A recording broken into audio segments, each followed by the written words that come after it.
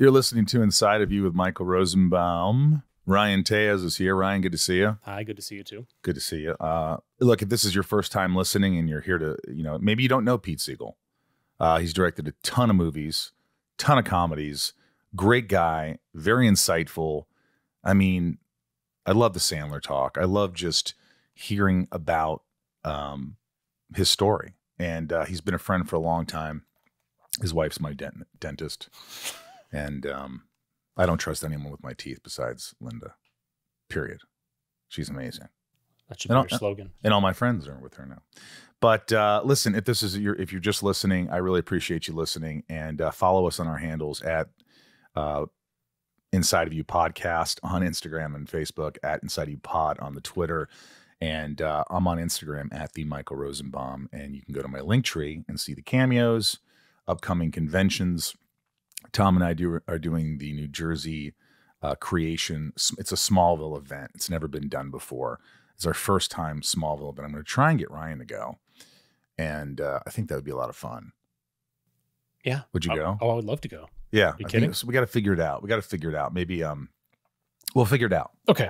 But get tickets now. Go on my link tree. And, there's Smallville nights on Saturday night. Tom and I do this big event where we read scenes and prizes, and it's a lot of fun. And get your tickets for, duos with me and Tom, or triple shots with me, Tom and Kristen, or group shots of the entire cast, or, we're still working on some guests, but it's going to be fun, especially if you love Smallville. It's all things Smallville. And I'm really looking forward to this weekend in October. Some other cons, I'll be going to Rose City, so look on my Instagram link tree. I'll be going to Tampa Bay, all that stuff. And a couple other things. If you want cool merch, the Inside of You online store. We've got awesome tumblers, shirts. We've got scripts signed by me, Smallville scripts, Smallville ship keys, Smallville lunch boxes, all that good jazz. And then a few more other things. The band, Sunspin, we're playing. We have a stage it on July 20th, Saturday, 5 p.m. Pacific Standard Time. Come see us. There's great music. We hope you think it's great. And prizes, Zooms, and we see all your messages on the screen, and we constantly are saying your name and talking to you, and it's like a family. So support. We're trying to get raise enough money for our next album. So that's Saturday. You can go to stageit.com or my Instagram link tree, or sunspin.com. And also Rosie's Puppy Fresh Breath is available on Amazon. That's my, it's just, you do a capful in your dog's water, and your dog's breath is amazing. It's odorless and tasteless, and it's great. Rosie's Puppy Fresh Breath. And the Fart Book, last but not least, and I'll shut up. But it's the Fart Book. It's The Talented Farter. It's on Amazon. You can pre-order it now, and please do so. It's very exciting. I think you're going to love the book. It's a sound book. It's a fart book. But how's your mental health, Ryan? Are we doing Betterhelp? We're doing it. Yeah, we're doing it. It's helping? It is helping. I think it's been helping you for a while now. It has been helping me for a while. It's been consistent, which is good. That's good. Do you think consistency really helps when you consistently talk to someone? Yes. It's funny because sometimes you're like, I don't need it this week. I'm going to save. I don't need it this week. But then you realize all those things kind of add up. Yeah. And you're like, I need to talk to someone. And that's why consistency is so important. Yeah, it is good. Yeah, he's very, he's been, my guy's been very good, but yeah, it's like it's very tight 45 minutes. And I think since I took a week off, I was like, oh crap, I don't think I have more than 45 minutes worth of stuff right now. You do. You do. I do. We all do. It's amazing. I'll be 10 minutes in, then I'm like, and then the floodgates open. Oh yeah. So I love it. So a lot of great stuff here. Pete Segal is my guest. The show Heels that he and my friend Stephen Amell did. They did 2 seasons, and then I guess the show didn't get picked up. But now the show is getting picked up, and I believe it's Netflix. I could be wrong. Don't sue me on this one, but it looks like they're going to get another season out of this, and I'm so pumped because Pete's a great guy and so talented, and Steven, same thing. So I'm very excited. So look for that show. It will be coming around sooner or later. Heels. And without further ado, why don't we just jump into this? Let's get inside Pete Segal. It's my point of view. You're listening to Inside of You with Michael Rosenbaum.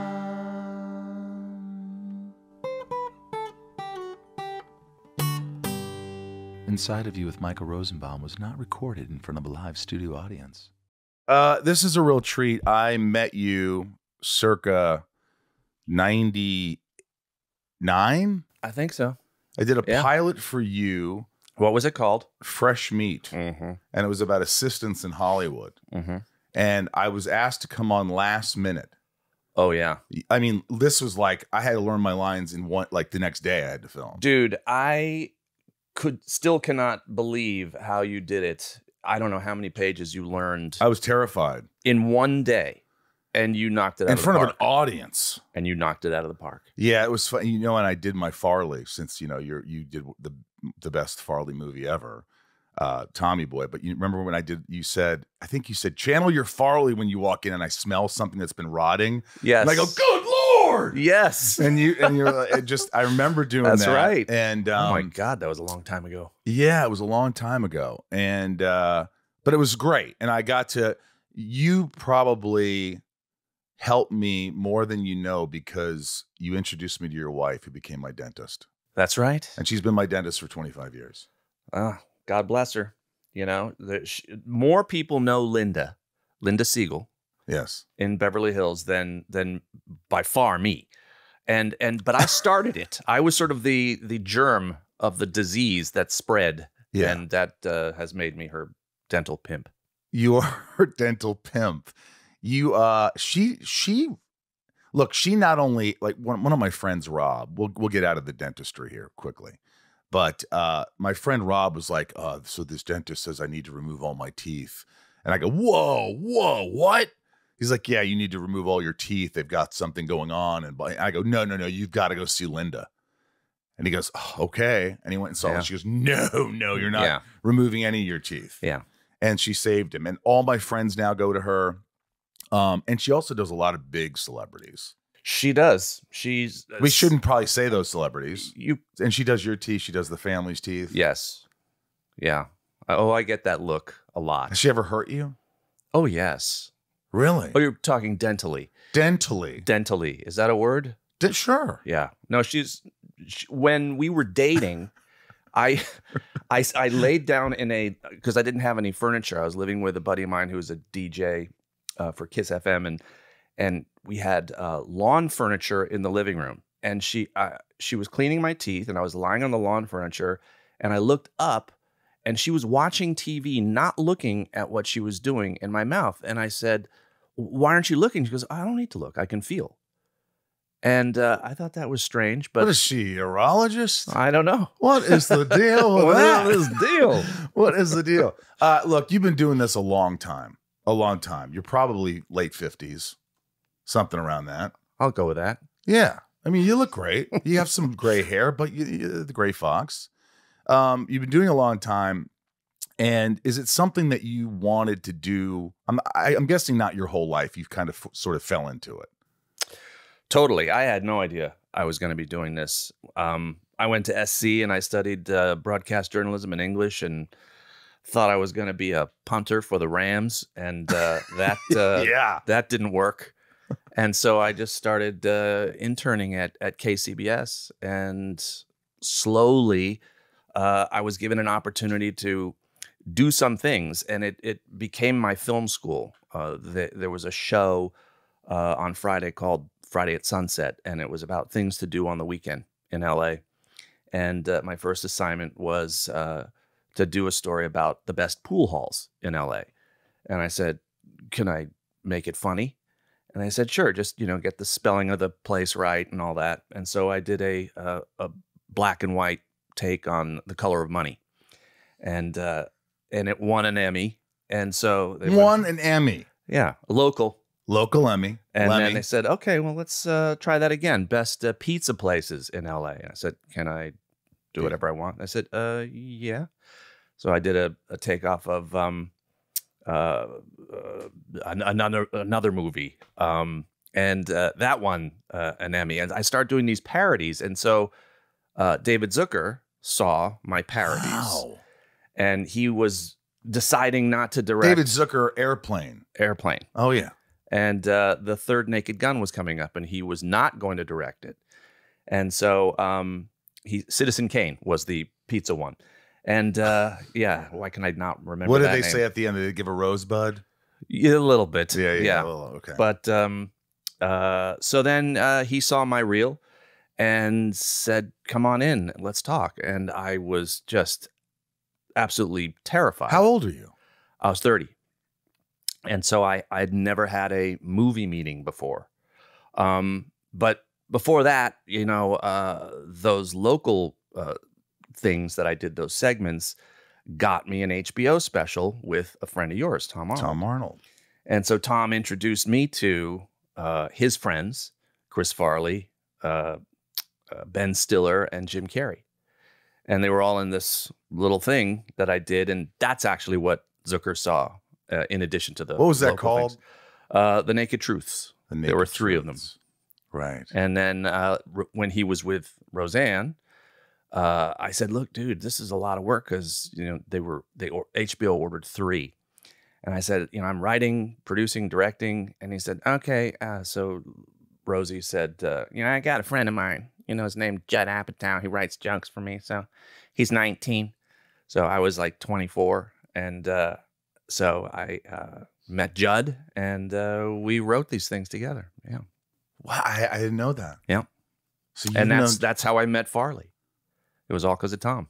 Wow, that's pretty incredible. I mean, your dad was the head of publicity for MGM. Yeah, that's good. Good research there. Well, I mean, you loved movies. You Yeah. loved comedies. What were your big comedy influences when you were growing up?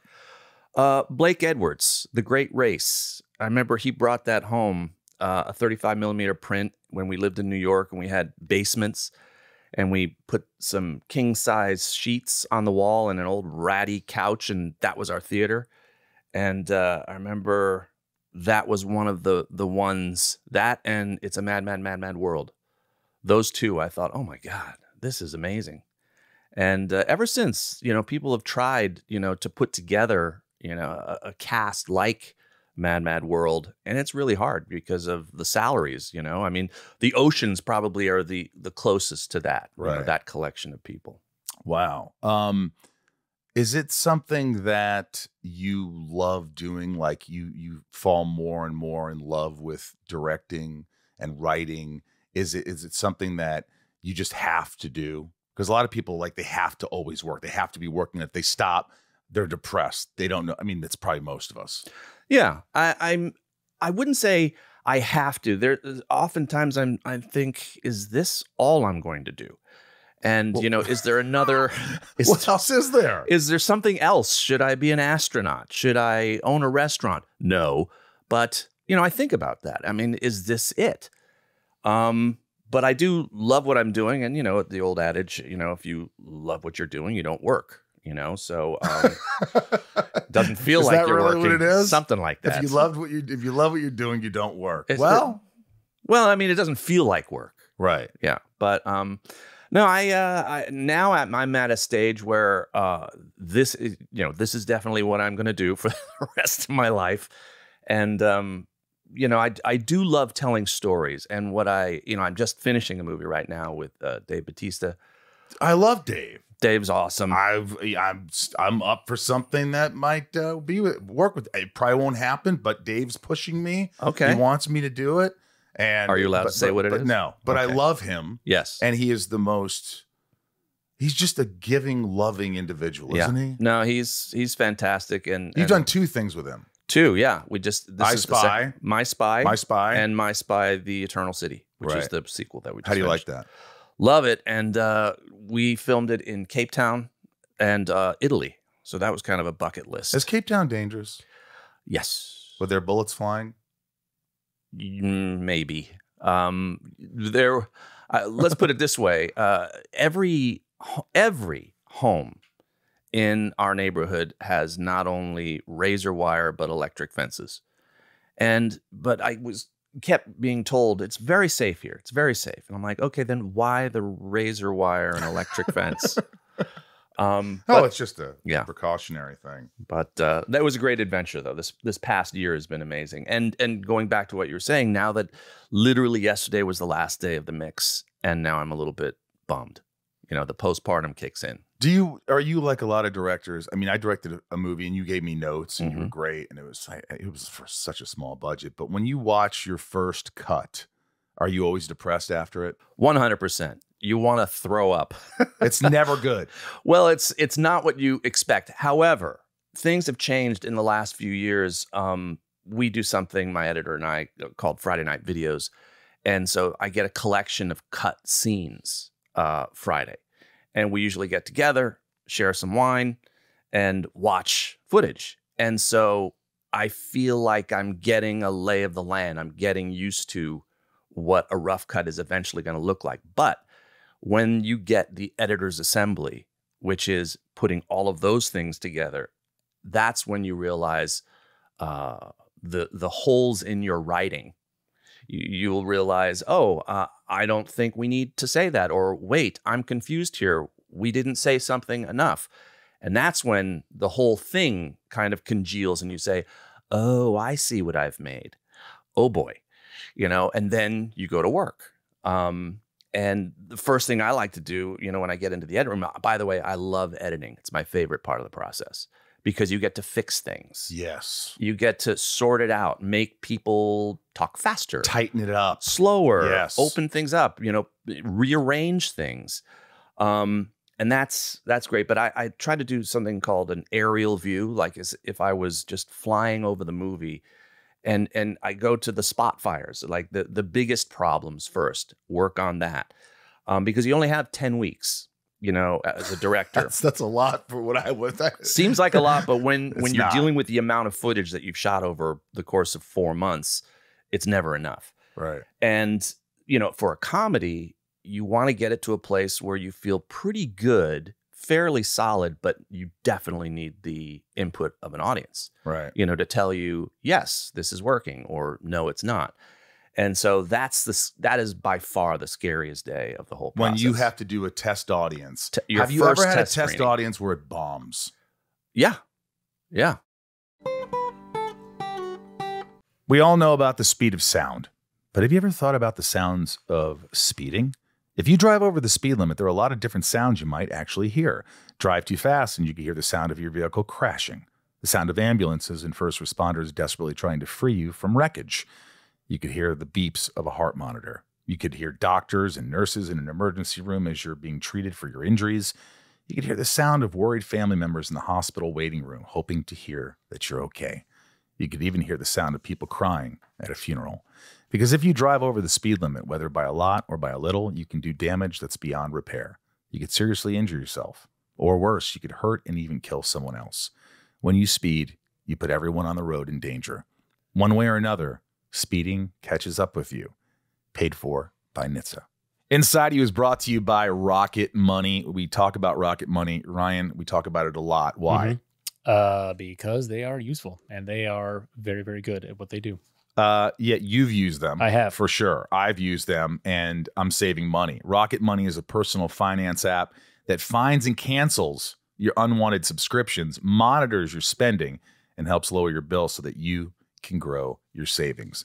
Everybody listening right now needs Rocket Money because you want to watch a new series on a streamer and you forget that you are subscribed and the free trial runs out and you're still paying month to month. And all of a sudden, wow, how did I spend $100 for this 3-episode show that I really didn't even need to watch? And that's what happens. Rocket Money really helps you. Finding any subscriptions you forgot about, or maybe you paid twice for and you didn't realize it,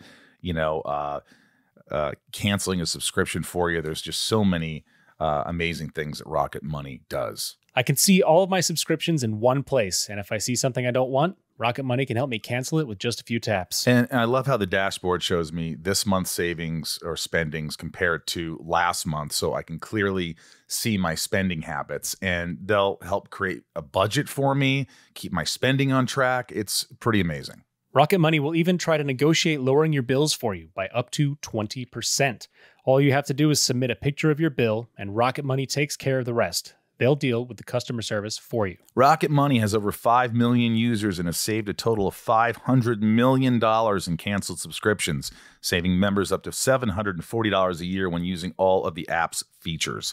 Stop wasting money on things you don't use. Cancel your unwanted subscriptions by going to rocketmoney.com/inside. That's rocketmoney.com/inside. rocketmoney.com/inside. Yeah, I've had a test where. Give me an example. What movie? Oh, I remember in Nutty Professor, when Sherman Klump was telling Janet Jackson, "I'm sorry, I can't marry you," and the guy in the audience went, "Bullshit!"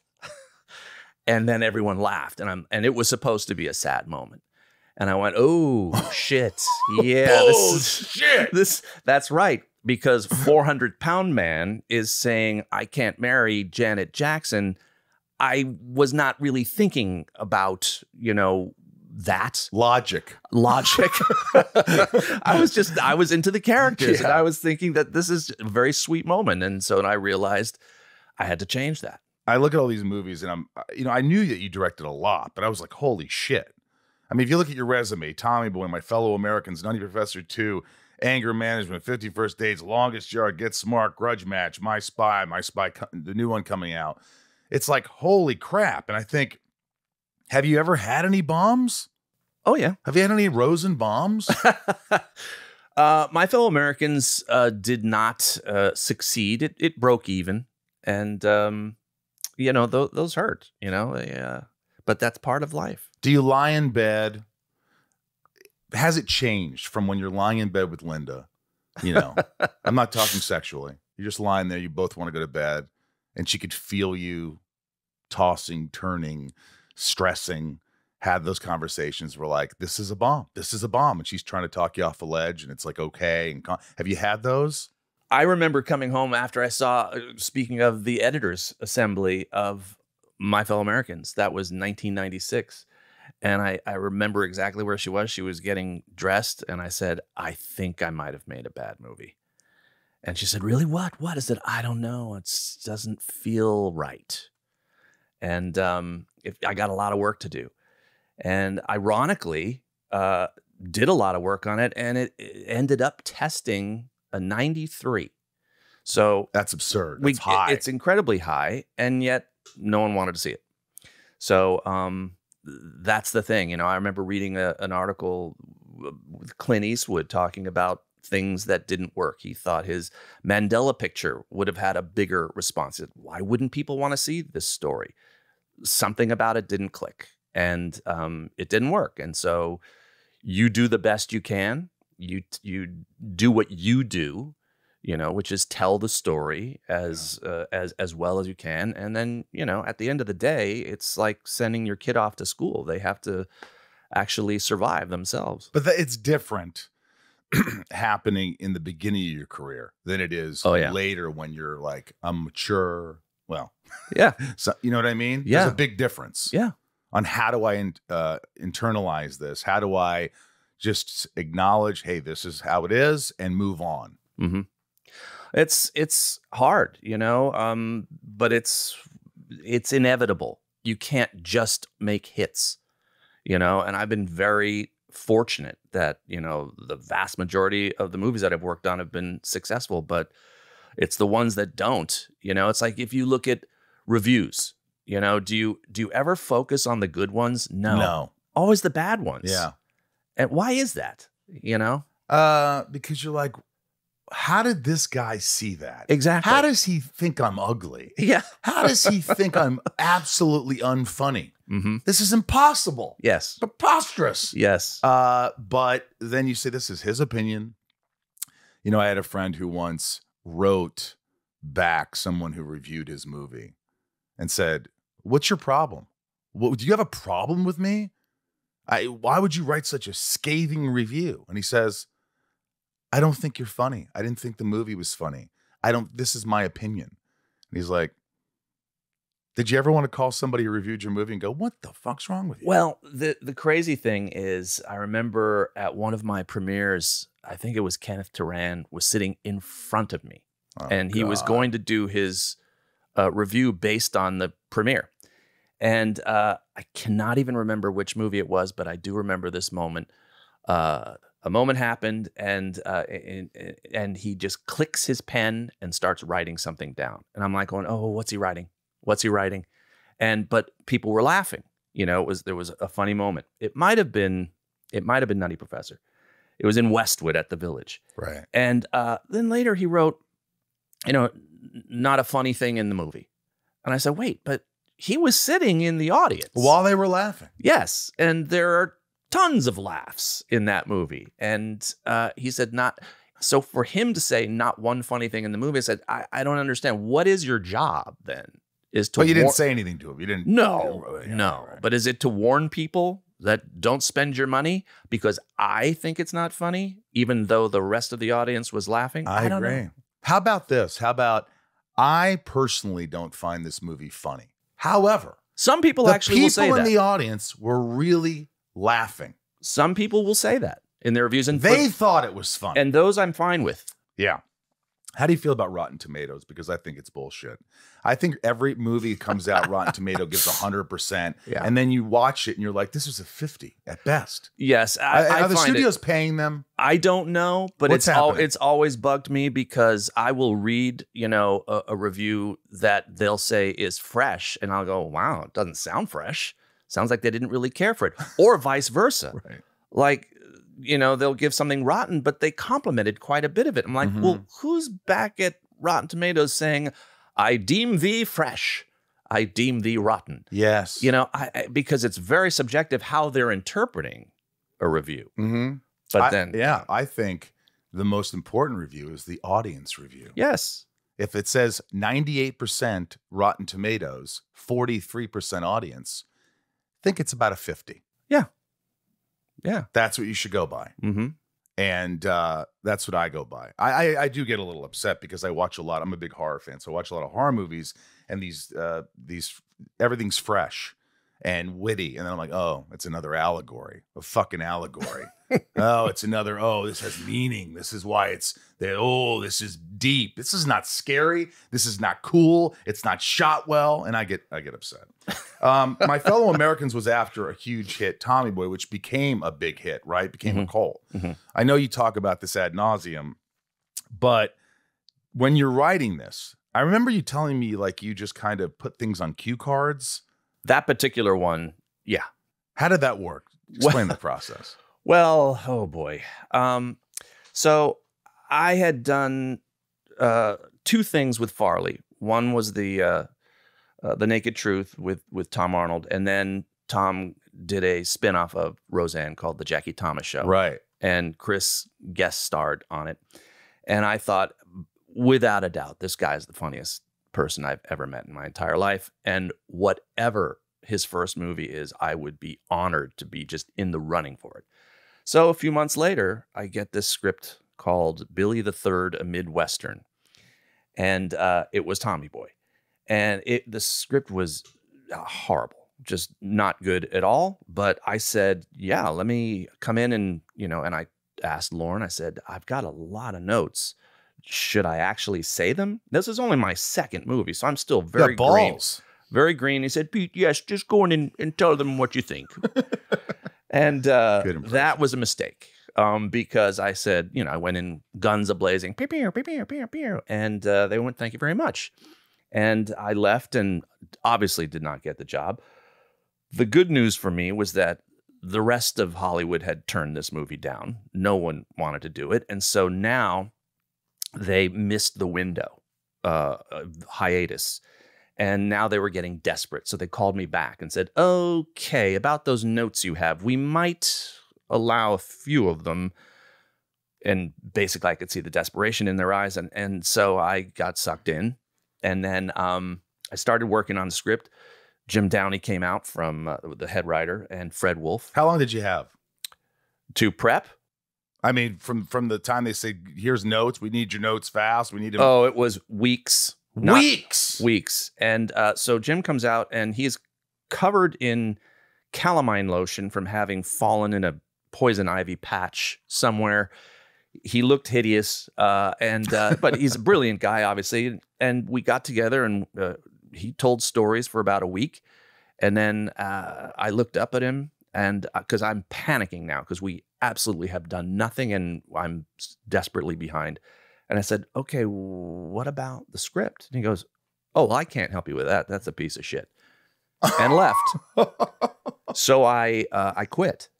I quit. And I remember it was a Sunday that I got this relates to your cards question. I had a phone call from Sherry Lansing. My wife answered the phone and said, it's Sherry. And I went over and she said, I have a team of attorneys speeding to the studio to figure out how to take your home from you and sue you for tens of millions of dollars. That you don't have. I said, have you seen my home? I said, checkmate, fine. But, this is going to be a disaster. There's no script. She goes, honey, I believe in you. Now, I will say this. The threat was 100% real, but it was actually a gift that Sherry gave me because 10 years later, I'm on the lot doing The Longest Yard, and I see her in the commissary, and she hugs me and looks straight into my eyes and says, do you remember that phone call? And I said, oh, yeah. She said, worked out pretty well, didn't it? And I said, absolutely. I owe my career to her. But it was scary. It was some definite tough love. But there's that old saying, sometimes you do your best work with a gun to your head. So I called Fred and I said, I was crying. And I said, I mean, snot bubble tears. And I said, dude, you got to come over. We got to figure this out. She threatened to take my home from me. Come on over. So he came over and he's like, Pete, Jesus Christ, will you just stop? You're going to be crying. Just pull yourself together. I said, Fred lived up here, by the way, right? Yeah, now he's in Carmel. Right. And I said, okay, just funny things that happened to us. And I said, I got one. I was at a gas station, in my wife's car, and I didn't park close enough to the pump. So I pulled my car back, and I forgot that the door was open. I hyperextended the door on a pole. And he goes, okay, there's one. We wrote down on a card and chuck it on the carpet. He goes, I got one. I put oil in my car, and I forgot to leave, that I left the oil can under the hood, and the hood flew up on the freeway, and I almost died. And I went, yeah, that might be something. Wrote that down, And then I had one more. I said, I was on a double date with my best friend on a lake in Arizona where I learned to sail a little 10-foot Montgomery. And some kids started heckling us because it was a dead calm and we weren't moving. And I said, oh, that might be fun. Maybe we can have Farley be me and he can just scream at the kids. Okay, there's something. And we started collecting these cards on the floor. And after a while, we said, I don't know what this movie is, but I think there might be a trailer here. Right? So we started. We had Fred wrote up what we talked about. And we started with 66 pages. That was day one of principal. We had no second half of the movie. We had no idea. You started how it filming ended. with only 66 pages done. Yep. What was the first scene you shot? M&M's going into the dashboard. Your brain has a hard shell or whatever. That one? Yeah. And when the M&M's, we went around a corner in the car and the M&M's actually did what I scripted. They rolled out of the bag down the vent. And I was thrilled that it actually worked, without visual effects, without any monofilament and anything like that. Yeah. And I said, oh my God, I wonder if this is an omen. That's the first gag and it actually worked. And so I just thought, just one step at a time, just beat by beat. Don't panic. Don't worry that you don't have a second half of the movie. But you're directing. We'll figure this out. You're trying to figure this movie out. It was horrible. It was horrifying. So one day, I'll tell you how the ending came. Len Blum, who wrote Stripes, someone knew him. And he came out to Toronto where we were filming. And he said, what do you think? I said, well, I've always had this idea that Tommy Callahan was going to talk to the ghost of his father. And we built the water tower. And I thought maybe he'd be up there in the water tower. But I don't know. It seems corny, blah, blah, blah. And he goes, well, let me take a look at some of your cut footage. And so he took a look at the scene with Julie Warner and Chris on the lake right after the death of his father. He said, that's a really powerful scene. That's great. Why don't we revisit that? And I went, oh my God, that's it.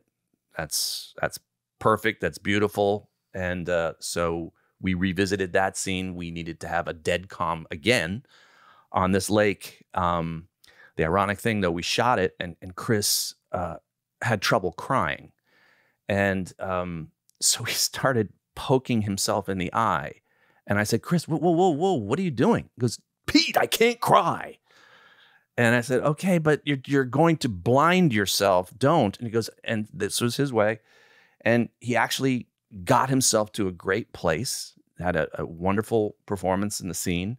He left, and we got a call from the lab that the film got stuck in the soup, as they say, and we lost the scene. We had to reshoot it. And so, to ask for the stars to align once again and have a dead calm on this lake, no wind, etc. And so we had to come back out and we reshot it. So we shot that twice. But yeah, that was piecing something together out of nothing. I mean, the whole thing's a miracle. Inside of You is brought to you by Shopify. Guys, everybody should be using Shopify. I use Shopify, and I'm making money because of Shopify. Shopify is the global commerce platform that helps you sell at every stage of your business. When I first started the podcast, people are like, you need to have merch. I'm like, nah, it's too difficult. And then I realized on Shopify, everything is right there. Anybody can do this. It's so simple. You could see what product is selling best. Adding a product is easy. You take a picture and it just says upload the picture. How much you want to sell it for? How many do you have? How much did you make this month? What's not selling? It's all right there. It's so easy. From the launch your online shop stage to the first real life store stage, all the way up to, did we just hit 1 million orders stage? Shopify is there to help you grow. Whether you're selling scented soap or offering outdoor outfits, Shopify helps you sell everywhere.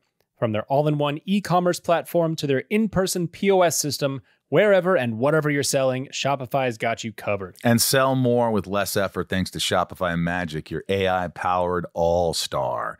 Shopify's extensive help resources are there to support your success every step of the way. It's so easy to use, and they're right there if you have any issue. Because businesses that grow with Shopify. Sign up for a $1 per month trial period at shopify.com/inside, all lowercase. Go to shopify.com/inside now to grow your business no matter what stage you're in. Shopify.com/inside. Did you see the chemistry right away from the day one? Like, this is something. 100%. I would, again, Fred and I would talk to each other about things that would happen in the SNL offices. And, fat guy in a little coat was one of those things. But one time I remember Chris came out of a wardrobe test and he was wearing the famous brown plaid sport coat that he wore for most of the movie. And he said, hey, David, does this suit make me look fat? And Dave says, no, your face does. And I went, whoa, hold it. That's great. That's going in the film. And I would just follow these guys around basically and just, they would dictate their chemistry. And so, we thought, okay, just let's lean into who they are. When we shot Fat Guy in a Little Coat, though, Dave and Chris were getting a little frustrated with me because this is a movie and you have to shoot several takes and then you have to turn the camera around and now focus on the other person. Right. And they're used to live TV with multiple cameras and one take and you're done. And so Chris got bored and the original sketch is Fat Guy in a Little Coat, Fat Guy in a Little Coat, spoken, not sung. And then I get this call though from Bill Kerr, my editor, and he says, oh my God, that was the funniest thing. You got to go back and reshoot it. I said, what? So when you turn the camera around on Dave, Chris got bored and he started singing it because he was just bored of doing the scene so many times. So the first time you got it, he's not singing it. He's not singing it. And I was not paying attention to his off-camera antics. And then so Fat Guy in a Little Coat, that was a reshoot because he did it off camera. So again, just we're stitching this together out of Did they Nothing. were they combative at all, even though they loved each other? Yes. Did they fight a lot? Like a married couple. Like, was it really, did you have to say, shut the fuck up? Well, I didn't say it like that, but they got jealous. Chris got jealous when Rob Lowe, I think, took David out to dinner. Yeah, I saw that thing online. Yeah. And it's like, how was your evening with Rob, David? And it was just, it was, they were like, you know. Did they ever kids. wrestle around? Like, Yes. Farley would grab Spade? Yeah, they definitely, well, because Farley's from, you know, a family of brothers. Yes. And he, I think they roughhoused a little bit. But they absolutely adored each other. But they're like siblings. Right. So they would fight. Did you, at the time, think, or did it take time for you to realize, for me, that Farley is pretty much the funniest person that ever lived? 100%. And I said that, you know, after I worked with him on the HBO special and the Jackie Thomas show. And I remember one of the first times I met Sandler, I think I was editing at Warner Hollywood, which is now The Lot. And we had dinner at Jones across the street. Yeah. And Farley was there, and Sandler and Spade and a few other people. And I remember Sandler telling me, this is the funniest fucking guy, you know, that we know. And I'm like, okay, you're saying it too. That's, you know, I felt that. And see, he had not starred in a movie yet. He was still sort of a supporting character. People were just learning who he was. Mm-hmm. But when I realized that, you know, because Rock and Sandler, I think, were roommates at SNL, and Spade and Farley were, and everyone said the same thing. Oh, by far, he's the funniest. Yeah. Did you see his insecurity on set? Could you see, just knowing him, how deeply insecure he was? Yes. And I got him. I mean, when I did the HBO special, he was not clean.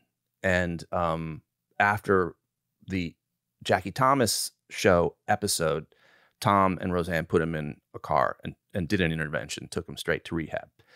By the time Tommy Boy happened, he was clean. I got him for that period, which now is sort of chronicled as the best period of his career psychologically. He was clean. He was happy. He spoke to his priest every day, you know, but he replaced, you know, drugs and alcohol with caffeine. So he was just constantly drinking coffee, amped up. But he was great. And, you know, that was the joy of that whole experience, that I got to see him at his best. Yeah. Did he ever take his clothes off on set? Hell yeah. Constantly. Not constantly, but wiggling it out. And well, for example, at a time when you could do it. Yes, if you remember in the movie, he answers the door after housekeeping, and he has the sheet around him. We did multiple versions. Okay, you're going to drop the sheet, and this time you're going to have a t-shirt on and some, you know, cute little underwear.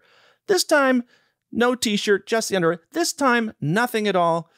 And that particular take, he ad-libbed and turned around to the camera after the take was done and just started dancing, completely nude. You still have that footage, probably? I burned it immediately because I said, literally, You'll get in trouble. I'll get in trouble. If this goes back, you know, to Sherry Lansing after she already threatened to sue me, and then she sees this is what I'm doing in Toronto, you know, I don't think it's going to go down very well. How funny would it to have that and just censor his area and just watch him dancing around and put some music? That is burned. I mean, you know, a lot of people say, I always thought this, like that scene on the lake or whatever with him is so dramatic that I thought, you know, with direction, with the right script, he could have done drama. Yeah, I completely agree. And I said to him as much, and he got kind of upset with me because he was offered everything after that, after the success of Tommy Boy. And I turned all of them down because I said, dude, you shouldn't be doing these. You are a really good actor, and you should look for your Uncle Buck, your, you know, transition from comedy into drama with, you know, heart. Don't just do this or this or this. And he got upset with me, and I had to write. I wanted to write him, and I did, a long letter. It was 5 pages, and I sent it to his mom to give to him, saying how much I absolutely loved him and adored him, and I was doing this out of respect, not the opposite. I was waiting for something that we could both sink our teeth into that we loved, not that we were doing just for the next paycheck. Right, because that was my next question. I was thinking, gosh, you did the best Farley movie ever. Why wouldn't you follow it up with something? And that was because of you. You didn't feel like that's what you wanted to do. I couldn't do the same kind of movie. And, Black Sheep was the same kind of movie, and it was troubled. And, Beverly Hills Ninja was, I didn't care for that one. But these are the things that were being offered. Now, he was also, he was the original Shrek. Yes, and yes. Rossio and Elliott, who I worked with developing Johnny Quest a number of years later, told me, said, the ogre and the donkey was patterned after Tommy Boy.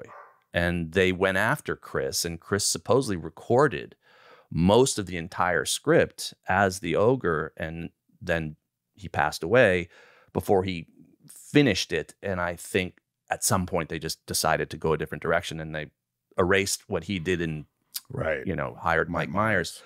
But he always wanted to do the Fatty Arbuckle story, and that would have been a great biopic. That was something very important to him. But I think by that point he had fallen back off the wagon. Do you regret, or did you ever think after, like, that I should have just done something with him again? Of course, I felt tremendous guilt, and but before I could even feel guilt, things in his world were spiraling out of control. So it was taken over by fear that something bad was going to happen. What's your process on set? Like, you deal with, from a Farley and Spade to a Sandler to a Jack Nicholson to a Jack Lemmon and all these, Lauren Bacall, all these greats. You've worked with the biggest personalities, sometimes probably intense personalities. How do you, do you deal with certain actors one way and deal with other actors another way? Like, I could be easy and straightforward and whatever with this guy. With this one, I need to be a little more sensitive, a little more quiet, a little more like, I want to kill you, but here, I'm going to help. What's your process there? Yeah, I think you have to feel out the situation and be very intuitive. Everyone's different, but I will say this. It was a lot harder when I was younger and my hair was black and I had no experience. And I was, took a lot of grief from Leslie Nielsen, who did not respect me. And really? Not at all. So that was very difficult from day one. Horrible. Made your life hell. Absolutely. One of the worst days of my life was day one of Principal. What happened? I showed up and, I was stunned at how slow he was reading the scene. And I thought, I went back to the monitor and I said to David Zucker, I said, oh my God, he's not the guy on screen. You created him. That's not who he is. How dare you? I didn't say that, but I was. Why didn't you tell me? Exactly. That's what I was saying. Why didn't you tell me? And so I would go back to him, and it was just like, starting a lawnmower. It took several pulls of the cord, and I would whisper, "Hey, maybe can we just pick up the pace just a little bit?" And he just lashed out at me and said out loud to the crew, "Whoa, the kid wants me to go faster." Faster, he says. And it was humiliating. And everyone just like looked down and like, oh boy. And I thought I had to pull him aside. And I said, hey, Leslie, I'm 30. And I said, we've got 72 more days. We've got to get along. I'm just trying to help here. Maybe cut me a little slack. And he sort of did. And then 2 weeks later, we were shooting a prison riot scene. He pulled me aside and said, well, Sherry Lansing, called me and said she's loving the cut footage or the dailies. And you're doing a Herculean job. And I'd never heard that term before. And I thought, okay. And I said, all right. I guess I'm okay now. He likes me. It took 2 weeks to get his confidence. Cut to, of course, Toronto. Only a couple months later, I'm prepping Tommy Boy, and he gets on the elevator with his girlfriend. And I go, Leslie. And he goes, oh, Bobbery, this is, forgot my name. Yeah, we're talking just a few weeks after filming. So it was a tough experience. It was, because I was a rookie. Were you stressed out? Oh yeah. Were you like, I can't do this. I don't feel good on set every day. I don't have my confidence because he's fucking with it. Well, I felt horrible because, I idolized the Zucker brothers and him. And then I remember leaving the set that day, and my assistant said, you have to go to the hospital. I said, excuse me, what? He said, well, your daughter swallowed some dog medicine and she's having her stomach pumped. My daughter was like 4. Oh, yeah. And so I went to, emergency, and with this day behind me and my daughter in there, I just started sobbing. And I said, I don't think I can do this. I can't last. And it's just moment by moment. I said, I'm not going to think about 72 days. I'm not going to think about week 1. I'm going to think about scene 1. Not even day 1. Just go line by line and just keep the blinders on. Keep that focus. But that was hard. Oh my God. So that's the worst that you could think of all time. That's up there. This show is sponsored by BetterHelp. BetterHelp has been with us for a long time, and there's a reason, because people are using it and it's helping so many people. Now, does social media make it seem like everyone else is living the fabulous, amazing life while yours is not that? Comparison is the thief of joy. And it's easy to envy other people's lives. It might look like they have it all together, but in reality, they probably don't. Therapy from BetterHelp can help you focus on what you want instead of what others have, so you can start living your best life. Therapy is helpful for learning positive coping skills and how to set boundaries. It empowers you to be the best version of yourself, and it isn't just for those who've experienced major trauma. Therapy from BetterHelp can help every single one of us. If you're thinking of starting therapy, give BetterHelp a try. It's entirely online, designed to be convenient, flexible, and suited to your schedule. Just fill out a brief questionnaire to get matched with a licensed therapist and switch therapists at any time for no additional charge. Stop comparing and start focusing with BetterHelp. Visit BetterHelp.com/inside today to get 10% off your first month. That's BetterHelp, HELP.com/inside. Have you had any where you're nervous around them? Like, were you nervous around Nicholson? Oh yeah. There's not many people that suck the oxygen out of a room like Jack. And even Sandler was, everyone was intimidated, but it was fascinating because you could hear a pin drop anytime he set foot on set. Every time he said something, everyone was silent. Oh yes. And that was think cool. Would be funny, Pete. Is exactly. If he says this, and then I turn around and I say, "Hey." Very good. Very good. Well, what was cool is that because his kids were young, they were fans of Sandler, and he wanted to play in Sandler's sandbox, and so he was kind of off balance and was respecting the process. And Sandler and myself, we were off balance because you have this legend on the set. So everyone was off balance, and that was cool. It felt like, I said this, when I saw them on the cover of Entertainment Weekly, I said, this is like a traffic accident. It's must see. I don't know how this movie's going to go, but everyone is going to want to at least see what happens, because putting these two guys together is insane. Were there moments on set? Because I know Sandler's sort of like, let's do that. No, say this. Hey, Jack, say this. Try that.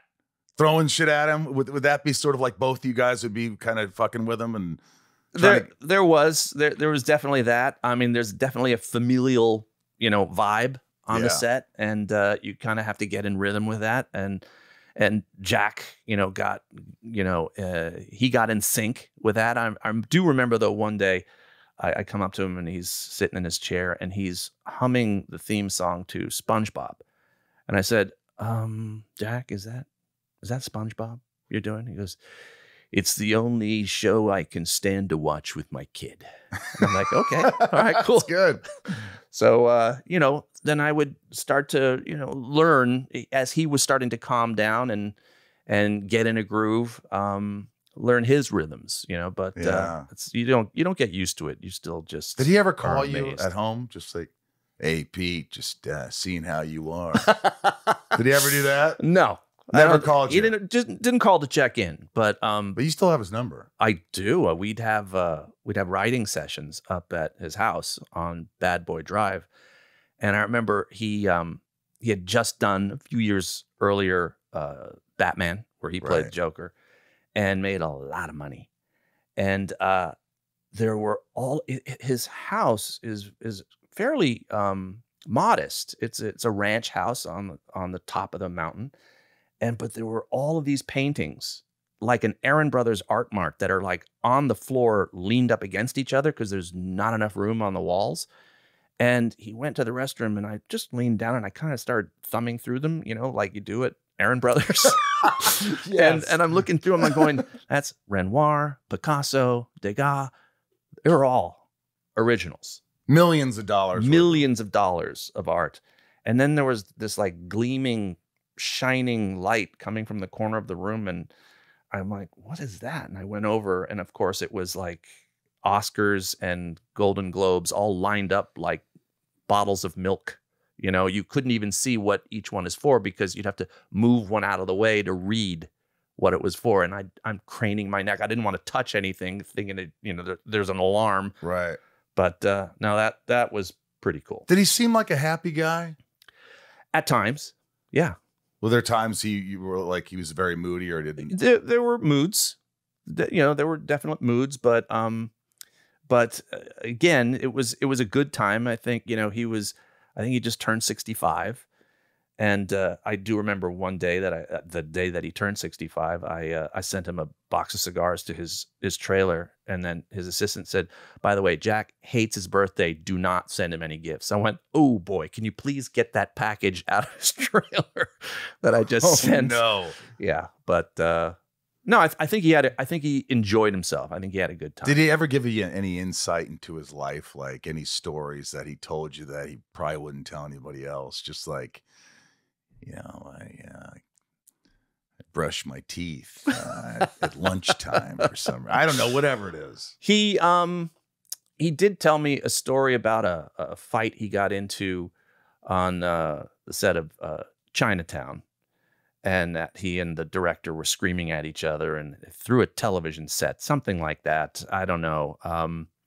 And I thought to myself, okay, I don't want to upset him to that point where we're throwing appliances at each other. But fortunately, we got along great. And his nickname for me was Keed, although he called a lot of people Keed, Keed. I don't know. What does that mean? It was like kid. Oh, but hey, Keed. Hey, Keed. Huh. And so I was called Keed. Yeah. Do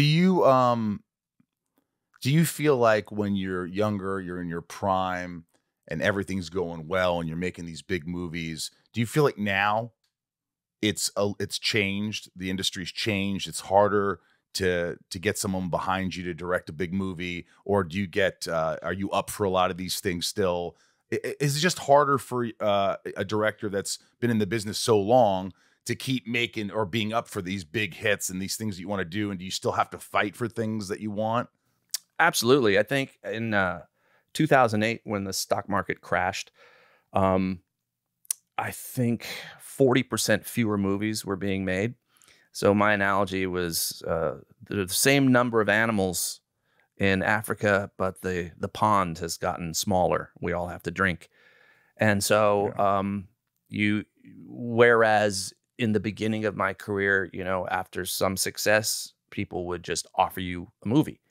Now you have to audition, you have to compete with, half a dozen other people. And so you also have to, you can't just go in and give your words of wisdom about how you would miraculously fix this project. You have to go in with bells and whistles and sizzle reels and lookbooks and Really? everything is You're different. doing all this. What about for a movie like I Spy? Did you have to? My Spy? My Spy. Yes. I keep saying I Spy. Why? That's because there was an I Spy. Right, that's Yes, why. Yes. But I did a sizzle reel where one of the things I do is I try to make a trailer for a movie that doesn't exist yet. Right. And so I took clips of Dave Bautista and clips from Man on Fire, because it was Denzel and Dakota Fanning. And I made it look like Dave was acting opposite Dakota. Wow. And, with montages and to give kind of a feeling of the tone. Do you do that, or do you just give notes? Do you have an editor do it? Both. Both. I come up with a script and I have a great editor I worked with, Mark Chadwick, who does a lot of my stuff, presentation reels. And then the good news was when Dave saw it, he said, "How did you know that Man on Fire was one of my favorite movies?" I said, "I didn't." But there have been others. I did a sizzle reel for a movie that I did with Jennifer Lopez called Second Act. And her producing partner saw it first, Elaine Goldsmith-Thomas, and said, "Oh yeah, but you're using a clip from a movie that was not a success. If you could change that one." And I thought, oh yeah, because you never know, Right. You're faking it, so you don't know if they enjoyed a clip that you use or they. Why do you use that? Exactly. Yeah, you don't know what that. And so you don't know. So it's a little bit hit or miss, but when it does work, it's very effective. Has there been one job that you really wanted badly and you were devastated that you didn't get it? There's a great script about the Harlem Globetrotters that I would love to do. But it's a story of Herb Saperstein, who was this Jewish man who wanted to put together this the greatest players who at the time were almost a carnival act. And he got them a shot against the Minneapolis Lakers. A lot of people don't realize that. And they won. They beat George Mikan's team. And it broke the color barrier of the NBA. But beyond that, these guys became ambassadors for the United States. And they went to Berlin. And at one point, after Jesse Owens won his gold medals there, he went up and tried to shake hands with Hitler, and Hitler refused. And the Globetrotters ended up, as part of their ambassadorship, they brought Jesse Owens back. This is after the fall of Germany. And he got Jesse to go back up into the stands, into Hitler's box, and to shake hands with the mayor at that time, and just healing. And it's just such a fantastic story. And that's one that has eluded me. And you've tried to get it made. Tried to get it made. Yeah. Is there something you want to do next? Like, who do you want to work with? Is there an actor you want to work with? Is there someone you're like, I got to work with this person? There are a lot of people that I would love to work with. There's a couple scripts that I've written that are different.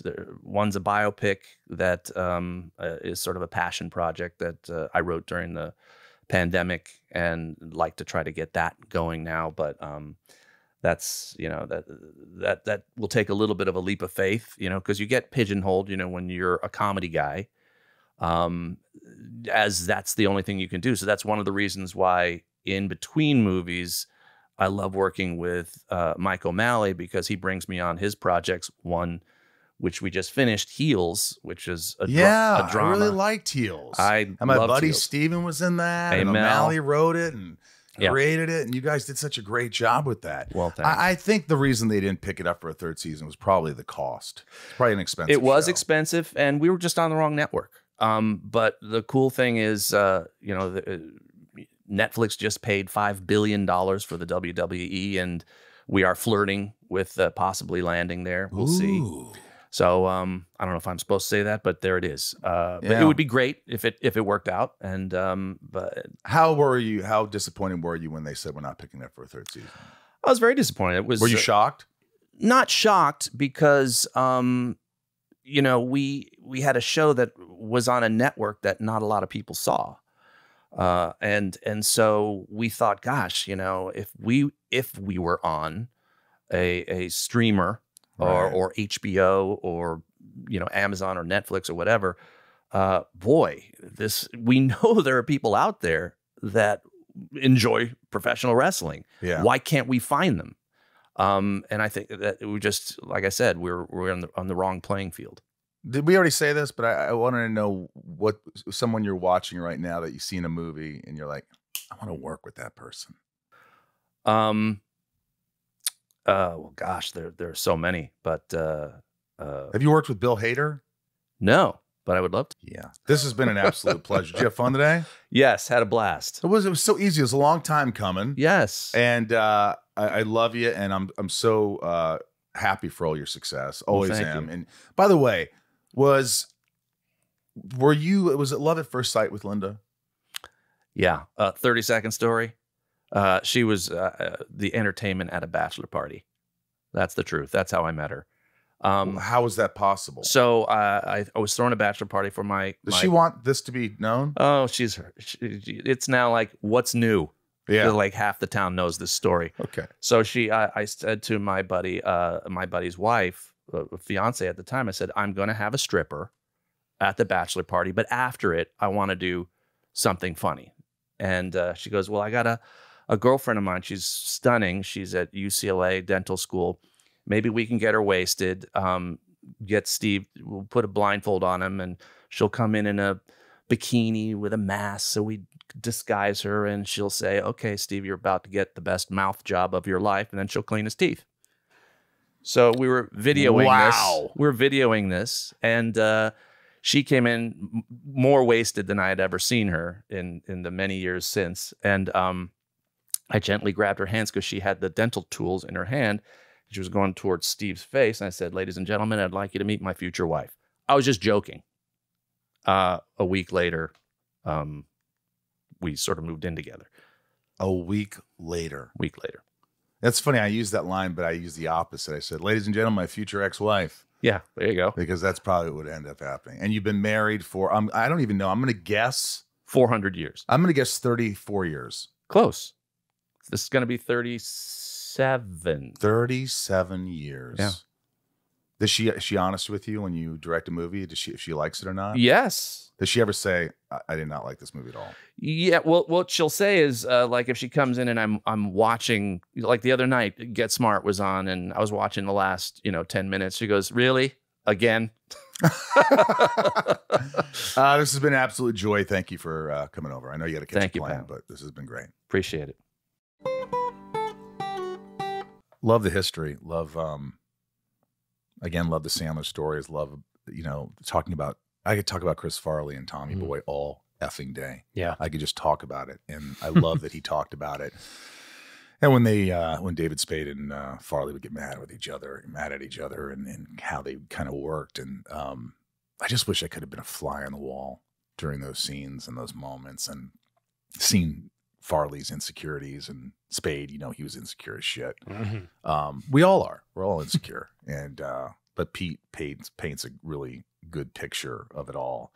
And he's got so many projects coming out. So follow him on Instagram, Pete Segal. Maybe it's Peter Segal. Pete, do you like when people call you Peter?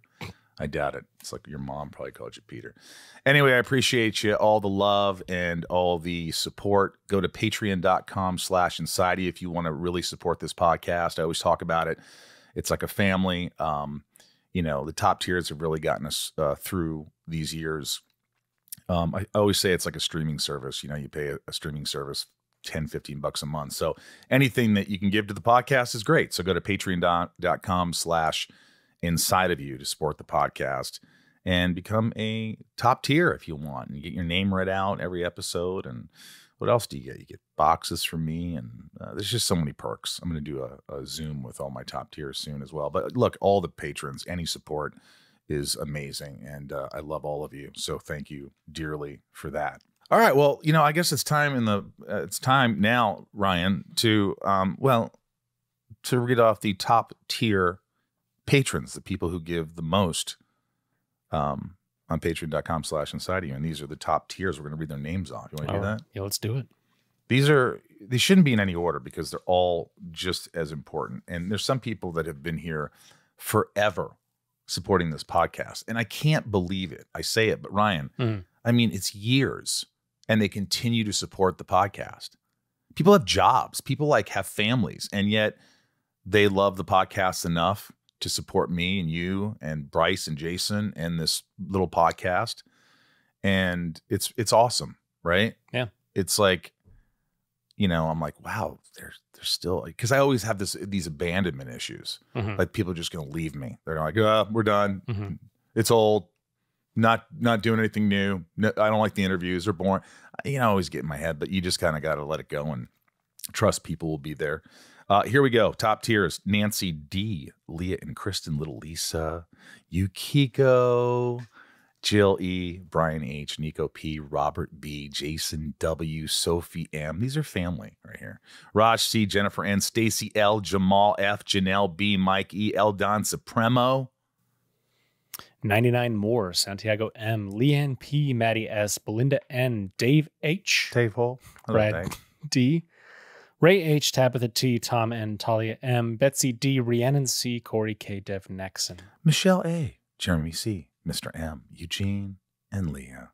The Salty Ham, Mel S, Chris, Eric H, Oracle, Amanda R, William K, Kevin E, Jorel, Jammin J, and don't forget your Leanne J, Luna R, Mike F, Jules M, Jessica B, Kaylee J, Charlene. Hello, Charlene A. Todd T, Marion Louise L, Romeo the Band, Frank B, Jen T, April RM, Randy S. Hello, Randall. Oops, next page. Yes. Just as important as the page prior. Rachel D, Jen, Carolina Girl, Nick W, Stephanie and Evan, Charlene Known A, as Stephanie Evan. Stefan. Stefan. Yeah. I got a good friend named Stefan. Oh, nice. Charlene A, Don G, Jenny B, 76, John, Jennifer R, Tina E, NG Tracy, Keith B, Heather and Sweet Greg, or vice versa. Ellie K, Elizabeth L, Ben B, Jammin, Pierre C, Susie Q, Sultan, Ingrid C, and Brandon C. Thank you guys all for supporting this podcast. I love you and I appreciate you. And from the Hollywood Hills in Hollywood, California, I am Michael Rosenbaum. I'm Ryan Diaz. I'm here too. Little shout, wave to the camera, and we love you, and always be good to yourself. I'll see you in a week.